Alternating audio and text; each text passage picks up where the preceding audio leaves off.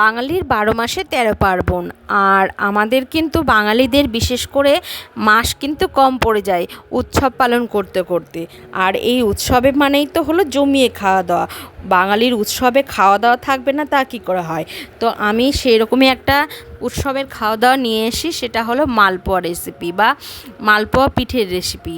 তো তার জন্য নিয়ে নিয়েছি ময়দা, সুজি, কাজু বাদাম, চিনেবাদাম, নারকেল আর কিশমিশ। তো নারকেলের আমি যে পেছনে যে চোকাটা থাকে সেটা ছাড়িয়ে নিয়েছি।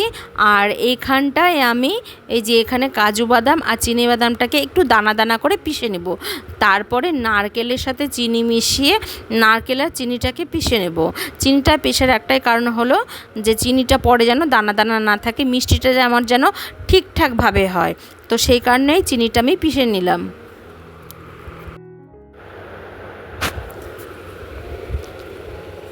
এখন দিয়ে দিলাম ময়দা দিয়ে তারপর দিয়ে দিব সুজি। আর এই মালপোয়া খেতে খুব নরম। আর একটা সিক্রেট উপকরণ হলো, সেটা হলো গুঁড়ো দুধ। তো গুঁড়ো দুধ মিশিয়ে দিলে পরে এই মালপোয়া স্বাদ 4 গুণ বেড়ে যাবে। আর কিশমিশগুলোকে দেখো আমি একটু হাত দিয়ে মাঝখান থেকে ভেঙে ভেঙে দিয়েছি।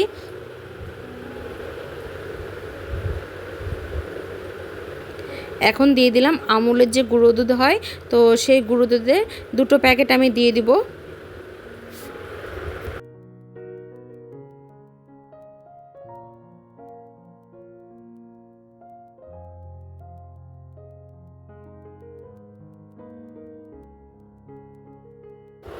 তারপর অল্প অল্প জল দিয়ে বেশ ভালোভাবে মাখিয়ে নেব।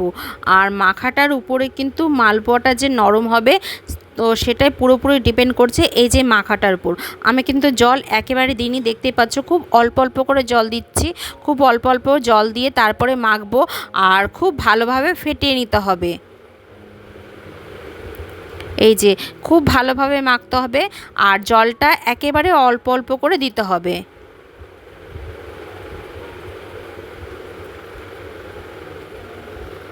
তো দেখো এই যে আমার মাখা প্রায় হয়ে গেছে। আর আমি একটু হাত দিয়ে দেখে নিচ্ছি যে কোনো রকম দলা পাকা আছে নাকি। কোনো রকম দলা পাকা কিন্তু থাকলে পরে হবে না। একেবারে হাত দিয়ে বেশ ভালোভাবে চটকে চটকে মেখে নিতে হবে।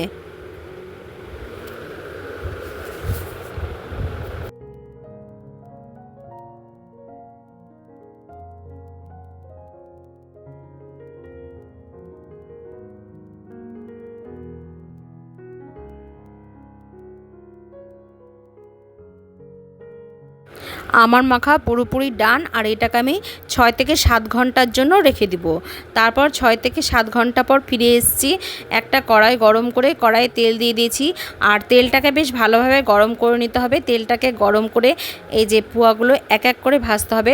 দেখো উপর দিকে আমি একটু তেলটা দিয়ে দিচ্ছি, যেহেতু এটা প্রথম আছে তো সেই জন্য। আর এই যে দেখতেই পাচ্ছ কীরকমভাবে ফুলে গেল। তো এই যে পোয়া একেবারে তৈরি হয়ে গেছে। এইভাবে এক এক করে প্রত্যেকটা পোয়া ভেজে নেব।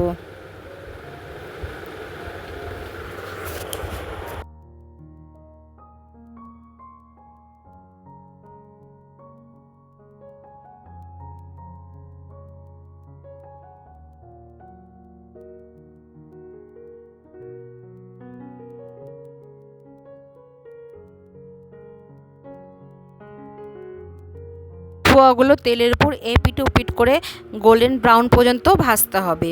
খুব লালচে না, একেবারেই সাদাও না।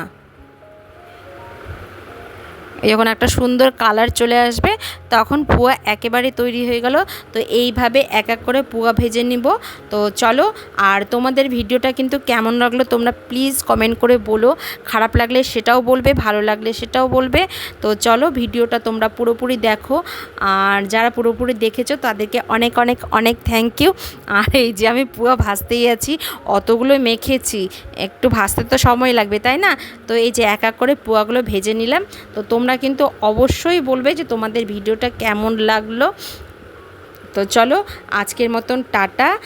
আবার দেখা হচ্ছে তোমাদের সাথে নতুন একটা ভিডিও নিয়ে। তো চলো আজকের মতন টাটা। আর যারা নতুন আছো তারা আমার চ্যানেলটাকে সাবস্ক্রাইব করে দিয়ে আমার সাথে থেকো, আমার পাশে থেকো।